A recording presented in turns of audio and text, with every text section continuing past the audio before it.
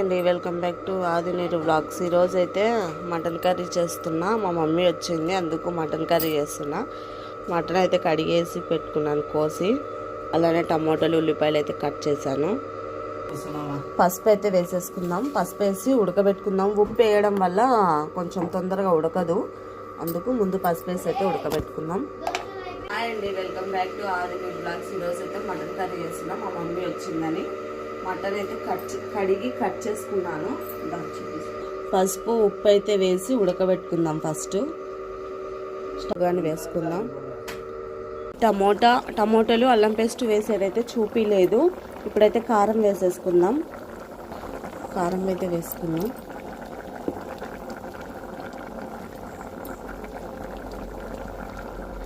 మూడు స్పూన్లు కారం అయితే వేసాను.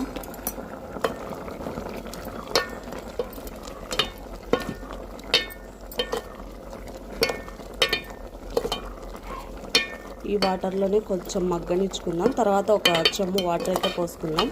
మా సైడ్ మటన్ తొందరగానే ఉడుకుతుందండి, చాలా తొందరగా ఉడుకుతుంది అసలు. అది కొద్దిసేపు అయితే ఉడకనిద్దాం. హాయ్ అండి, ఇప్పుడైతే వాటర్ అయితే వేసుకుందాం. ఒక చెంబు వాటర్ అయితే పోసేసాను. ఇది మొత్తం నీళ్ళు ఇమరకపోయేంత వరకు మటన్ అయితే ఉడికించుకుందాం. కారం అన్నీ వేసేసాం కదండి, ఆయిల్ కానీ వేసేసా. ఫోన్ అయితే మా ఆయన తీసుకున్నాడు, అందుకే అవన్నీ వేసినట్టు చూపించలేదు. ఇప్పుడైతే ధనియాల పొడి వేసేసుకున్నాం.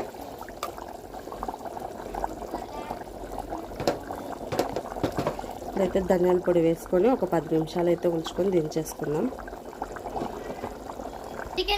మటన్ కర్రీ అయితే రెడీ అయిపోయింది. ఇప్పుడైతే స్టవ్ అయితే ఆఫ్ చేసుకుందాం. ఈరోజు మా ఇంట్లో సండే స్పెషల్ వచ్చేసి మటన్. అమ్మ వచ్చిందని మటన్ చేశాను. చపాతీ చేశాను.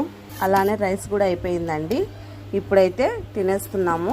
మీ ఇంట్లో సండే ఏం స్పెషల్ చేశారో చెప్పండి.